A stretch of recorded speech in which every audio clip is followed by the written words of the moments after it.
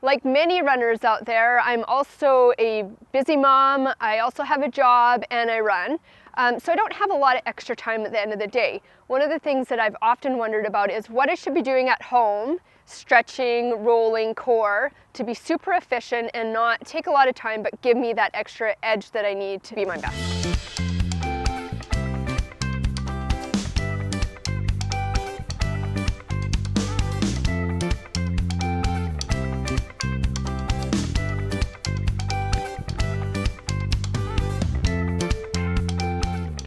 I need something to do at home. I don't know if I should stretch, do core, roll.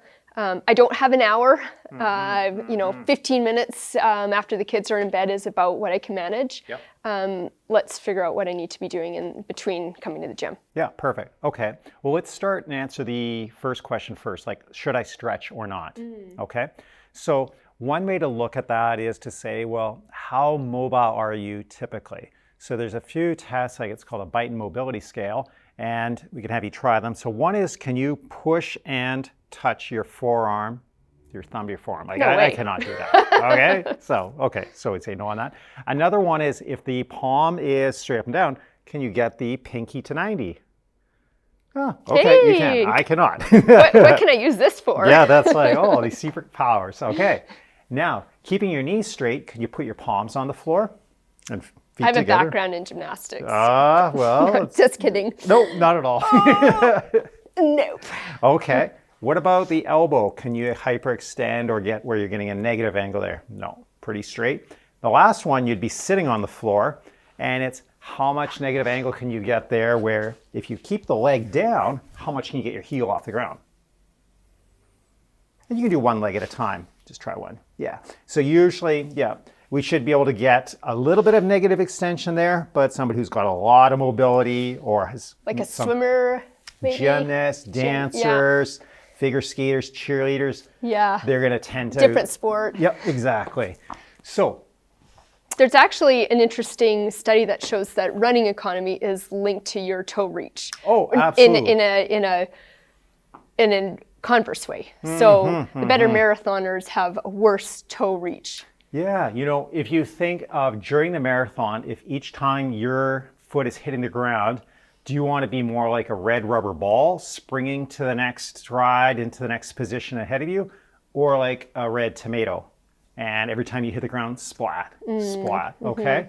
So the person that can touch their toes and get there, they're more like a red tomato rather than a red rubber ball. So yeah, 100% correct. So you want that tension. Yes, yeah, exactly. So we want to be able to see is, do you have the requisite mobility to excel at your sport? So we know where, if you're finishing up and where that stride has to get you through to. Hip extension. Yeah, can you move through that range? We don't need heel over your head. We don't need palming the floor. We don't need extreme ranges. Let's give you enough to excel at your sport, and then that's ideal. But further to that, during a rehab from, for example, like a hamstring tendinopathy, we don't want to be going right at that tendon right now and trying to stretch. Okay, so we'll leave alone the stretch program. Okay. And we'll just make sure that you're moving well, that you're feeling good, and you can do the exercises for a full range when you're at the gym. Sound good? Yeah. So we want you to be able to control motion, and the core, think of it more as something where it's helping your body to resist motion, to hold position. We want you to be able to run and be quiet from hips up. So quiet here, like your favorite glass of wine or whatever on top of your head, but violent through the lower body. Lots of motion down there, quiet up here. So we've got 3 drills to help you work on your core. First one would just be a side plank with abduction, just a fancy way of saying lifting that top leg. Right. So we're gonna put the forearm down from the shoulder, okay? If you put it up too high, sometimes that impinges a little bit. So forearm down from the shoulder. Imagine your big Calgary Stampede belt buckle, get the hip all the way forward, and then we just lift. So the top, shoulder, hip, knee, they're all facing up, and the legs stack one on top of the other. When you lift the leg, have that toe pointed down, and we're just coming up to parallel, back down, and we'll reset the leg.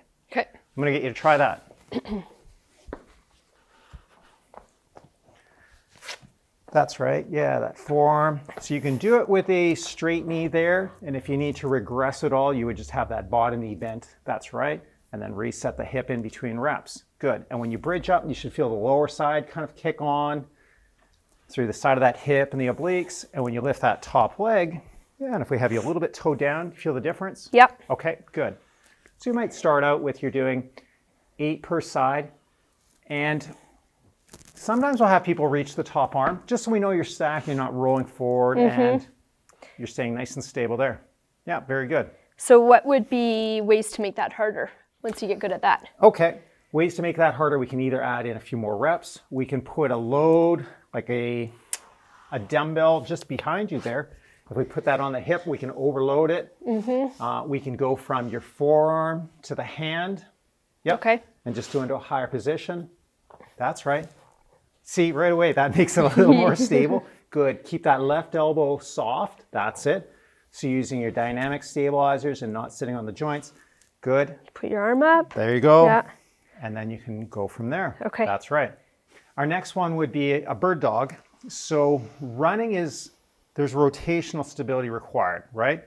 So as I contact the ground with my left leg, this hip is going to be internally rotated towards midline, abducted.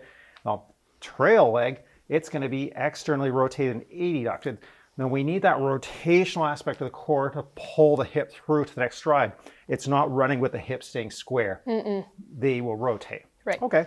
So a bird dog is a great way to develop your rotational stability. We're having the hands are underneath your shoulders like that. That's right. And your knees are underneath the hips. And then from that setup, what I want you to do is slide limbs on the ground. Yeah, exactly. And you're sliding at the opposites, which is great. Good. Holding for that 1, 2, and come back. And we'll alternate. Good. When you kick out the leg behind you, keep it nice and close to the ground. And I'll just slide behind you for the next rep. Slide out that right leg. Good. That makes sure that that ankle, knee, hip, shoulder all stay in. And then good, that glute is firing there. Okay. That's great, Melindy. And how would you modify this one over time? Okay, good question. There's some progressions we can do here. The value of the big toe. So try this again, but this time I want you to pivot so your toes are off the ground. Okay? Okay. And it wouldn't seem like much, but it makes it that much harder, right? Yeah. Good, good. You'd bring it back. And you might see a little bit difference left and right. Yeah. So sometimes the right-handed individual is more stable on their left leg, and they're strong. They'll throw in this pattern, okay, that contralateral. So when they have the left leg down, the right hand down, they feel stable here. When they go to the other pattern, whoop, they might slop and fall and tip over, okay? Another progression beyond that would be to try and reach out the same sides. Now, that can be a big jump up. So sometimes what we'll do is we'll use something where if I slide out, I can kind of measure it out and find out where's my toe tap. And I've got a little bit of a kickstand and I can kind of find that stable spot and come back. Like against a wall. Yeah, exactly. And just measure it out. So you have a little bit of wobble is okay, but if you find you're all over the place, regress it to what you can manage. Okay. What about bands? Is there a way to use bands? We can look a band through the thumb and the forefinger and over the heel of the foot, kind of the arch of the foot, sorry.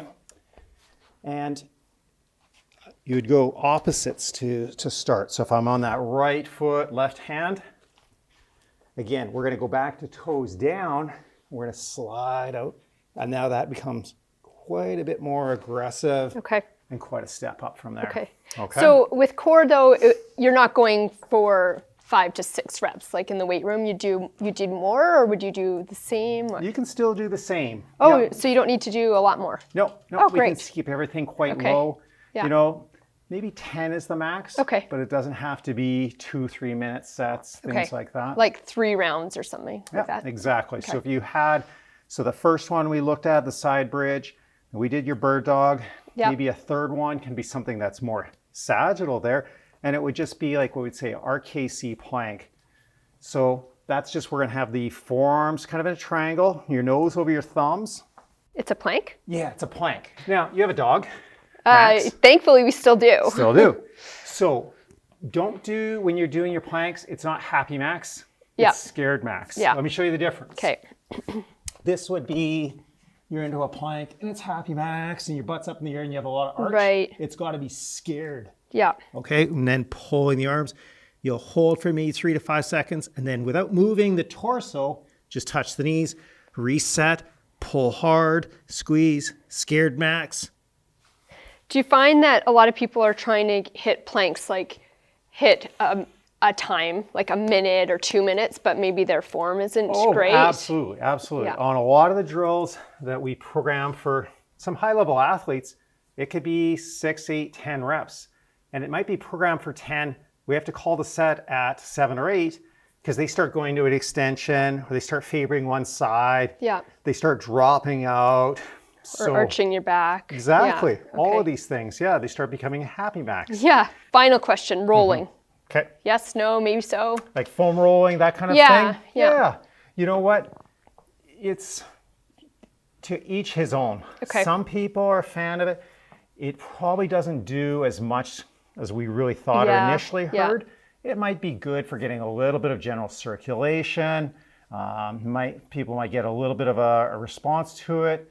If you like it, that's fine to use it. The only thing we would say is don't roll on your neck. You can roll almost every other area pretty safely, but keep it short. It shouldn't be these 20-minute Okay. warm-ups on the foam Yeah, roller. okay. Keep it short. Yeah. If you like it or not, it's up to you. Okay, so we've done hamstring, lower body, figured out core stretching more or less. What about my arms? Yeah, absolutely. That can often get neglected. So why don't we talk about next and show you how do we train the upper body in your arms and how that fits into your whole program.